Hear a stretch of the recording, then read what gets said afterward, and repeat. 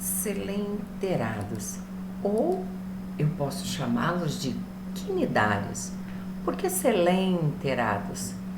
Enterão, enteron vem de intestino. Então, estes animais, eles já apresentam uma cavidade gástrica, coisa que os poríferos não tinham. Os alimentos entravam pelos poros, passavam por uma cavidade átrio ou espongiocele e saía pelo ósculo. A digestão acontecia nos poríferos dentro da célula de coanócito, não é? No interior de um vacúolo. Já nesses animais, eles vão apresentar o quê? Uma boca por onde o alimento vai entrar e a digestão acontece parcialmente dentro da cavidade gástrica deles, né? Embora depois que termina a digestão intracelularmente, os resíduos vão sair novamente pela boca. Então, embora sejam chamados de selenterados, eles têm uma digestão parcial extracelular e depois uma digestão intracelular.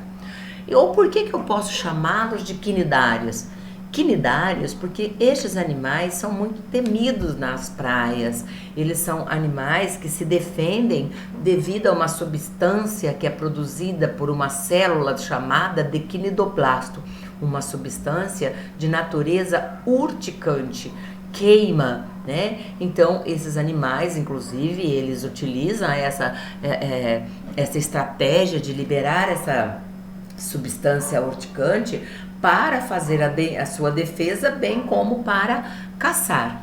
Então, como nós podemos observar aqui já, né, através dessa imagem, eu tenho aqui um animal que é a medusa.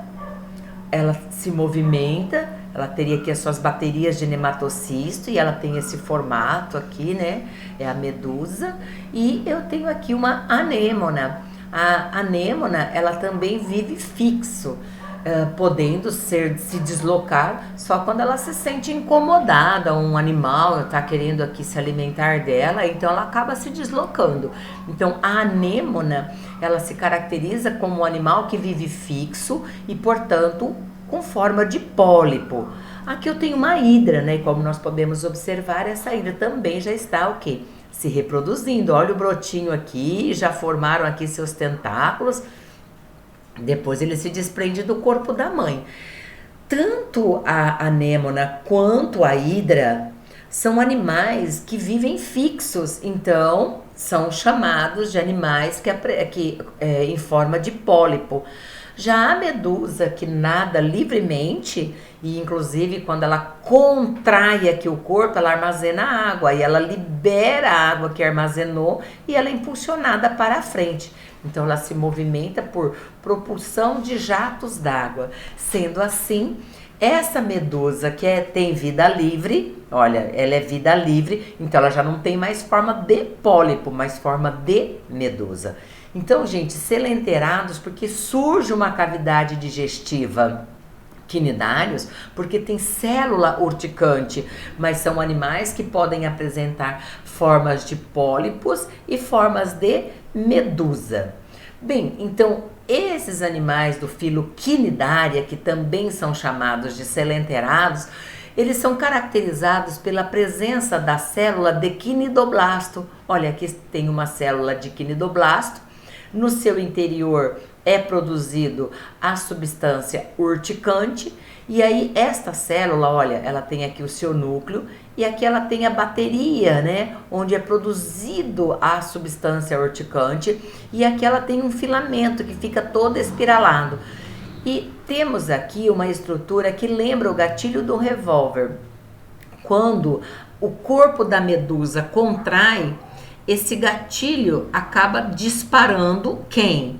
Os filamentos que estão enovelados aqui. Esse filamento de nematocisto, esse filamento aqui. E aí, a substância urticante que está aqui no interior, o nematocisto, acaba sendo o quê? Descarregado na água. Por coincidência, banhistas que estão próximos, ou se ela encostou no banhista na pele, com certeza vai o quê? Sofrer uma queimadura, né? Então, interessante também já salientar que uma vez que essa célula de quinidoblasto já foi utilizada, ou seja, já disparou aqui este gatilho que é chamado de quinidocílio, esta célula deverá ser substituída, ela não vai ser reutilizada, ela deverá degenerar, não é? E outra célula que aqui nos selenterados tem a função de estar substituindo essas células, seria o que? A sua célula intersticial, porque a célula intersticial dos selenterados, vamos dizer assim, é a célula dotada de alto grau de diferenciação. Ela é que vai regenerar parte do corpo do animal perdido. É esta célula intersticial que vai substituir esta célula de quinidoblasto. É a célula intersticial que vai formar também gametas para os selenterados. Bem, então, estes animais selenterados, nós podemos observar a presença da boca, e aqui é o corpo de uma hidra, então ela tem um estômago que lembra o que? Um saco. Mas percebam que rodeando a boca ela tem tentáculos, tá? Então aqui por dentro está a sua cavidade digestiva. Quando uma hidra apreende um alimento, ela engole aqui, pega um peixinho com o seu tentáculo, ela põe dentro da boca. Esse peixinho aqui na cavidade gástrica vai sofrer a ação de enzimas que foram produzidas por células glandulares. Aqui eu tenho uma célula glandular que reveste a cavidade gástrica. Esta célula glandular liberando a enzima, esse peixinho ele vai ser triturado, ele vai apresentar o que? Pedaços menores, e os pedaços menores serão fagocitados pelas células musculares digestivas que também reveste essa cavidade gástrica aqui. Então a digestão começou dentro da cavidade por ação da enzima produzida pela célula glandular que está revestindo a cavidade gástrica. Quando o alimento foi diminuído, tornou-se pedaços menores, esses pedaços menores, então é resultante de uma digestão parcial que aconteceu na cavidade gástrica, a célula muscular digestiva é que vai fazer o que? A fagocitose. Então a digestão agora passa a ser intracelular, dentro desta célula muscular ou miogastrodérmica, tanto faz. Mas eu queria chamar a sua atenção aqui para dizer que estes selenterados, eles têm duas camadas, da ectoderme e da endoderme.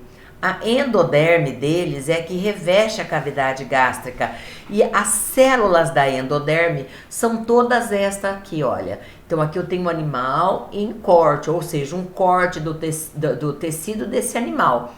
Este lado aqui, olha, é a epiderme, olha, é a epiderme. Aqui é a gastroderme, reveste a cavidade gástrica, e aqui está revestindo externamente.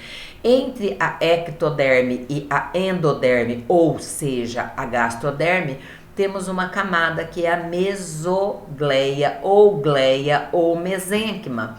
E eu chamei a sua atenção para dizer que quando o alimento cai aqui na cavidade gástrica dele, a cavidade gastrovascular, logo esse alimento começa a sofrer a digestão através das enzimas que são liberadas pela célula glandular.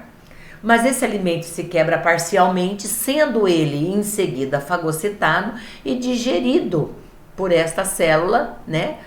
Ou seja, dessa camada, dessa célula muscular digestiva.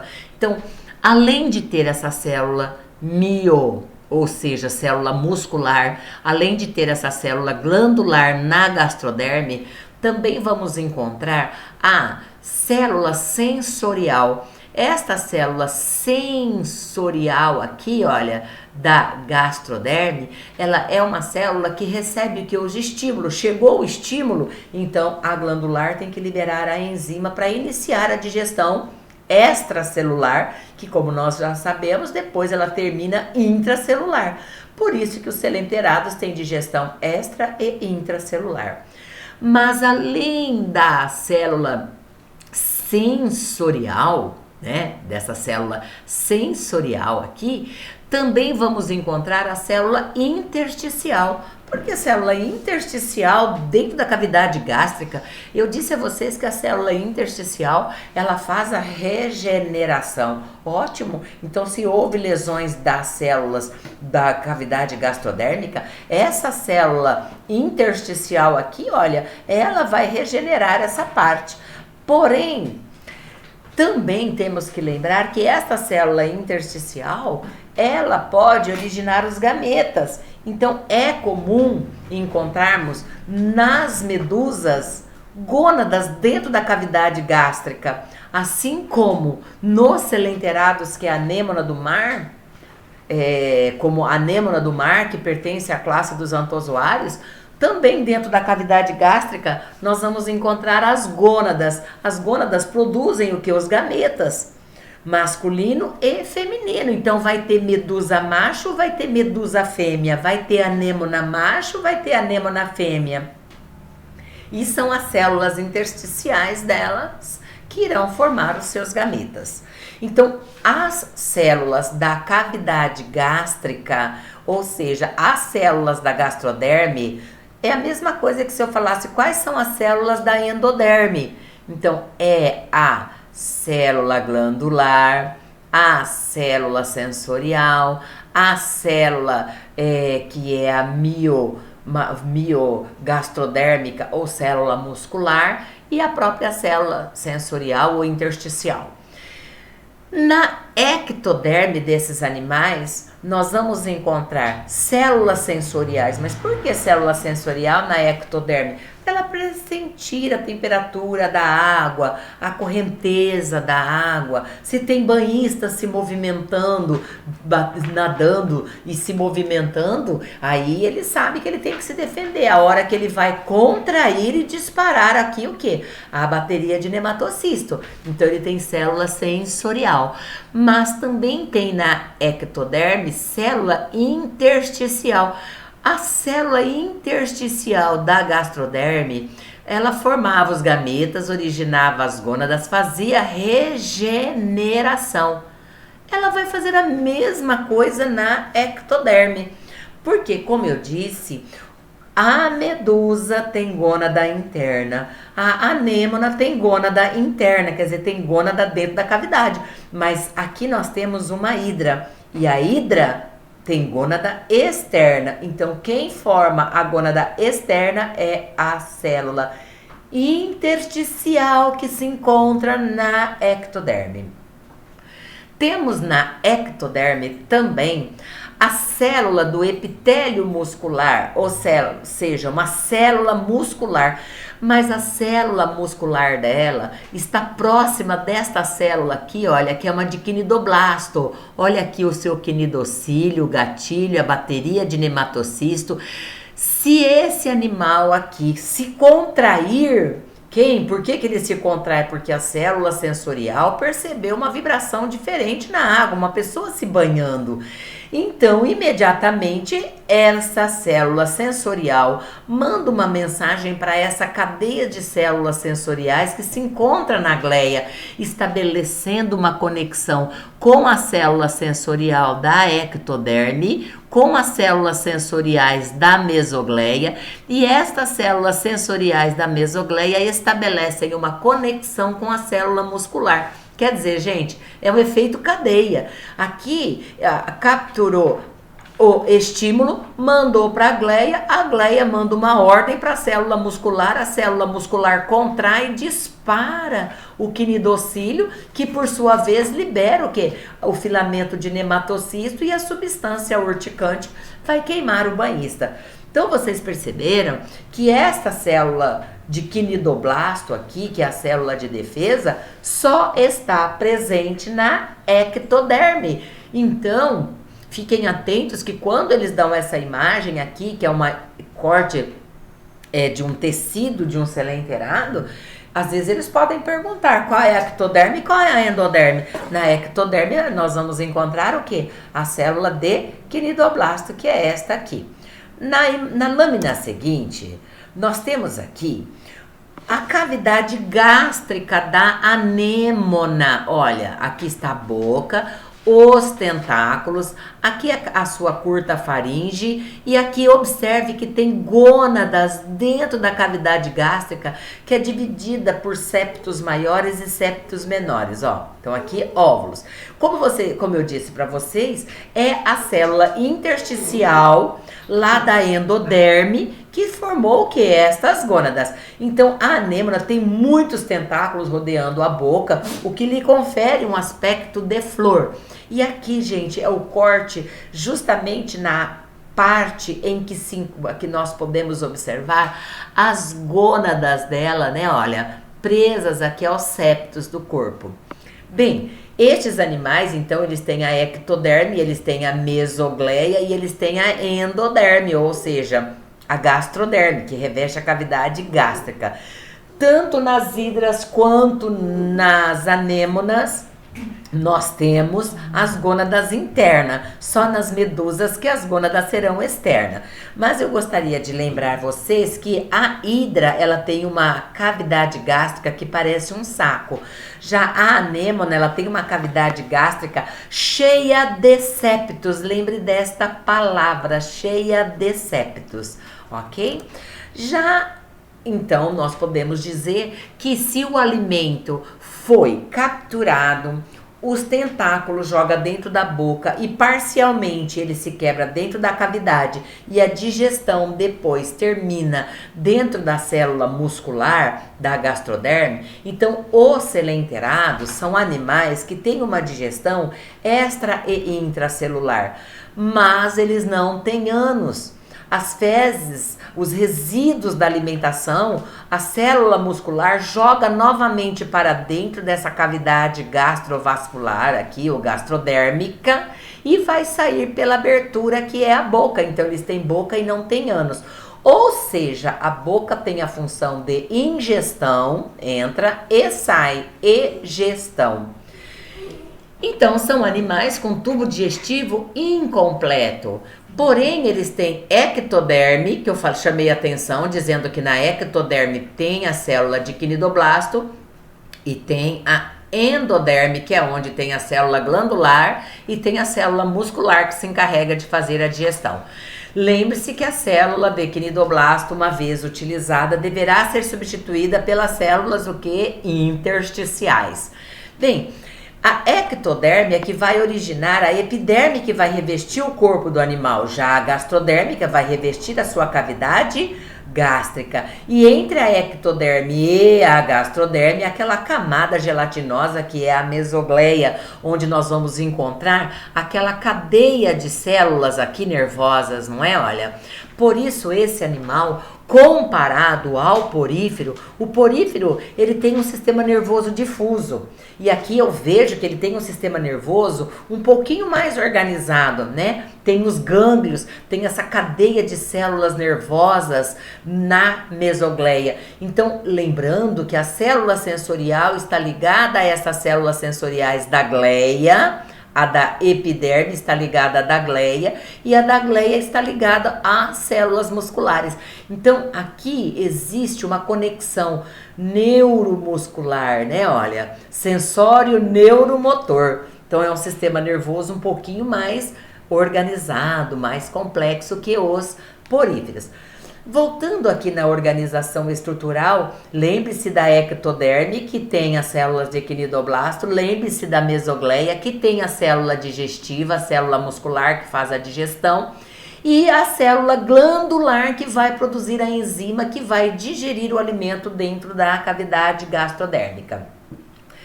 Lembrando que existem animais sob forma de pólipo e forma de medusas, porque as medusas elas têm vida livre, né? Esses animais, como nós falamos, a digestão é extra e intracelular. A sua respiração também se dá por difusão. A sua circulação também por difusão. O seu sistema nervoso, neurosensório, motor. Mas o que é legal aqui é que esses animais, eles ocupam 3 classes. Classe dos hidrozoários. Quem são os hidrozoários? A hidra. Estas hidras, elas vivem em colônia, podem se reproduzir de forma assexuada e sexuada. Como vocês podem observar aqui nesta imagem, como as hidras vivem em colônia. Então, na hidra macho, a célula intersticial da sua ectoderme formou aqui o testículo. Na hidra fêmea, na camada da ectoderme, a célula intersticial formou a gônada ovário.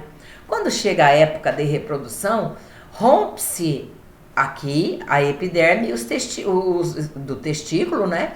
E os espermatozoides nadam livremente. Eles saem nadando e aqui do lado tem uma hidra que já tem aqui a sua parede do ovário. Então, os espermatozoides vão fecundar quem? Os óvulos que estão dentro da gônada. Fecundando, forma um embrião, a célula ovo-zigoto, e o ovo-zigoto evolui para o embrião. Esse embriãozinho vai se desenvolvendo no corpo dessa hidra-mãe. Quando forma seus tentáculos, acontece uma constrição, ele se desprende do corpo da mãe e se fixa no substrato, e aí ele vai crescer e vai se tornar um pólipo adulto e vai se reproduzir como essa hidra-mãe. Gente, esta imagem aqui, olha, é a mesma coisa que esta imagem, só coloquei para vocês ficarem bem atentos, ó, a hidra macho, a hidra fêmea, olha aqui a gônada, o espermatozoide vai fecundar, forma aqui a célula ovo, evolui, formando o embriãozinho, ele se desprende do corpo da mãe quando seus tentáculos estão prontos, ok? Mas as hidras, olha, elas são animais que vivem fixas, mas uma vez que elas estão sendo assim, algum animal estão querendo se alimentar delas, elas começam a se alimentar dando cambalhotas, ok, pessoal? A mesma coisa das anêmonas, tá? E as hidras, elas optam mais por ambientes como água doce, tá? Elas têm uma cor verde, às vezes parda, às vezes são acinzentadas e se movimentam por cambalhotas. Lembrando que as hidras são encontradas sob forma de pólipos, formas fixas. Aqui nós temos as hidras se reproduzindo por brotamento. Eu mostrei uma imagem para vocês onde as hidras, elas se reproduziam livremente, né? Uma pertinho da outra, elas tinham vida livre. E aqui eu vou mostrar para vocês que as hidras também, elas podem ser encontradas vivendo em colônia. Então aqui eu tenho um animal colonial, e quando as hidras estão em colônia, aqui olha, em colônia, observe que eu tenho aqui, parece uma arvorezinha, mas não é, são as hidras vivendo em colônia. Quando as hidras estão em colônias, elas são revestidas pelo perisarco, e uma se comunica com a outra aqui dentro dessa colônia através do senosarco. Estas hidras que a gente vê aqui, esses tentáculos, são as hidras que dentro desta colônia se encarregam de capturar os alimentos para alimentar a colônia. Mas vejam aqui que eu tenho um tipo de hidra que está saindo aqui dela, uma éfira, uma medusinha jovem. É interessante que este tipo de hidra, chamada de obélia, estas hidras, por brotamento, saem medusinhas dela, brotam medusinhas, é uma forma de reprodução assexuada. Essas medusinhas jovens são lançadas no mar e elas nadam livremente, crescem. Chegando à fase adulta, elas têm sexos separados, só que essa medusa macho libera os espermatozoides. A medusinha fêmea libera os óvulos e aí acontece a junção, a fecundação, formando a célula ovo ou zigoto. Esta célula ovo, ou zigoto, se divide mitoticamente, formando uma larva ciliada chamada de plânula. Esta larva plânula, ela é ciliada, ela vai nadando livremente e aí chega numa fase da vida, ela se fixa num substrato e aí ela começa a se desenvolver num pequeno pólipo, e esse pólipo que foi originado por estas medusas, a este pólipo vai se desenvolver numa hidra que também vive em colônia. Esta é a obélia. Como vocês podem observar, essa hidra é um pólipo. Por brotamento, uma reprodução assexuada, ela originou medusas, mas as medusas, por reprodução sexuada, originou pólipo.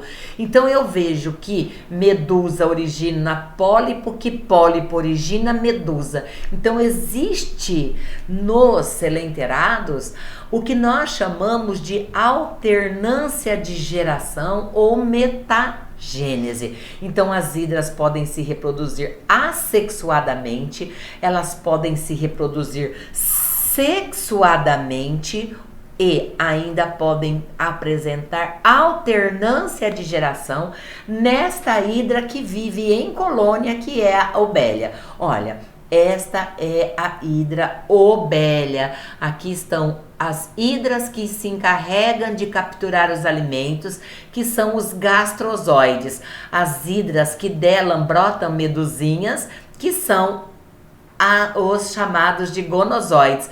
Cada um aqui tem uma função, por isso que elas vivem em colônia. Lembrando que quando esta hidra formou a medusa, entre as medusinhas aconteceu uma fecundação externa, que deu a origem às plânulas, e as plânulas originaram novamente pólipos. Muito bem, vimos o ciclo reprodutivo das hidras coloniais, que é a obélia, que apresenta alternância de geração. E aqui nós temos o ciclo reprodutivo da Aurelia aurita. Então, a Aurelia aurita já é encontrada sob forma do que? De medusas. Tanto é que é a classe dos cifozoários. Então, podem observar aqui que eu tenho a medusa macho e eu tenho aqui medusa fêmea. O macho libera os espermatozoides na água, entra pela boca da fêmea, fecunda o óvulo que está aqui dentro, porque a medusa, eu disse a vocês que tem as gônadas dentro da cavidade gástrica. Aí ela libera a célula ovo ou zigoto, que vai evoluir através das divisões mitóticas para uma larva chamada de plânula, que por sua vez é ciliada. Esta larva plânula vai se fixar e, se fixando, se desenvolve num pólipo. Porém, o que chama a atenção é que esse pólipo agora sofre uma reprodução assexuada. Ele se subdivide, ele se estrobiliza. Ocorre aqui o que nós chamamos de reprodução assexuada por estrobilização. Imagine que cada segmento desse, cada estróbilo desse que se desprende desse pólipozinho estrobilizado é uma medusinha jovem, é a éfira que, liberada, chega à fase adulta e vai se reproduzir novamente. Então, quando for liberado aqui a última medusinha, eu já não tenho mais o pólipo. Então, veja, neste caso, a fase predominante de vida das medusas, né, é a fase medusoide. Já no caso desta hidra obélia, a fase predominante de vida dela é a fase polipoide, tá? Tanto na classe das hidras quanto na classe das medusas, que é cifozoário, nós temos alternância de gerações. Bem, pessoal, aqui eu tenho uma medusa se movimentando por propulsão de jatos d'água. Ela contrai e armazena água dentro dela. Quando ela libera essa água, ela é projetada para frente, tá?